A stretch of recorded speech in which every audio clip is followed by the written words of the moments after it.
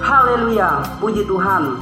Sahabat yang saya kasihi di dalam nama Tuhan Yesus Kristus, dimanapun kalian berada, puji syukur kepada Tuhan. Kalau saya dan semua kalian, kita dalam keadaan sehat, kita dalam keadaan baik, itu semua anugerah Tuhan. Pada saat ini saya mau menceritakan tentang apakah surga itu ada dan neraka itu ada.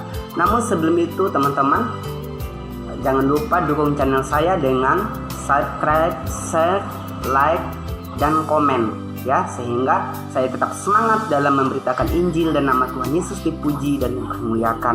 Nah, oke, jom kita langsung saja ya. Kalau kita melihat bagaimana kisah di dalam Alkitab mengenai Lazarus dan seorang yang kaya, kita melihat teman-teman mungkin sudah tahu ceritanya di dalam kitab Lukas ya, pasal ke-16 ya. Kita melihat bagaimana ketika orang kaya yang hidupnya berfoya-foya, hidupnya tidak mempedulikan orang lain ya, berbeda dengan Lazarus. Nah, Lazarus adalah orang yang miskin, orang yang tidak mempunyai apa-apa. Tetapi kita melihat pada waktu itu Lazarus datang kepada orang kaya tersebut untuk meminta makanan ya. Tetapi apa yang terjadi ya? Orang kaya ini tidak mempedulikan ya, orang kaya ini tidak memberikan dia makanan, bahkan tidak memberikan dia apa-apa. Dan pada suatu waktu orang kaya ini mati dan orang miskin juga mati. Nah, kita melihat apa yang terjadi ya, karena orang kaya ini hidup di dalam dosa, tidak taat kepada Tuhan ya, melakukan hal-hal yang jahat di mata Tuhan, dan ketika dia mati, dia meninggal, dia akhirnya dibuang di dalam neraka. Mari kita melihat di dalam Alkitab yang menyatakan bahwa neraka itu ada. Kita melihat ya di ayat yang Lukas pasal yang ke-16 ayat yang ke-23, saya membacakan untuk kita semua. Demikianlah firman Tuhan. Orang kaya itu juga mati lalu dikubur, dan sementara ia menderita sengsara di alam maut, ia memandang ke atas, dan dari jauh dilihatnya Abraham dan Lazarus duduk di pangkuannya. Ya, ia berseru, katanya, Bapak Abraham, kasihanilah aku, suruhlah Lazarus supaya ia mencelupkan ujung jarinya ke dalam air dan mencelupkan lidahku, sebab aku sangat kesakitan dalam nyala api ini.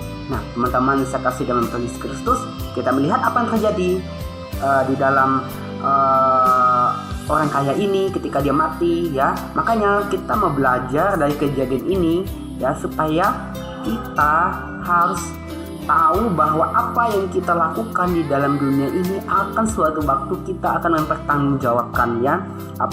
Akan suatu waktu kita akan bertanggungjawabkan di hadapan Tuhan. Untuk itu kita mau menjadi orang yang taat kepada Tuhan ya.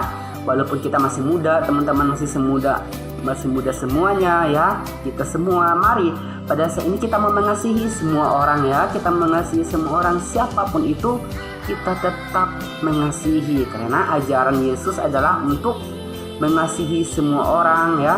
Puji Tuhan. Dan kita melihat juga apa yang terjadi dengan Lazarus ya.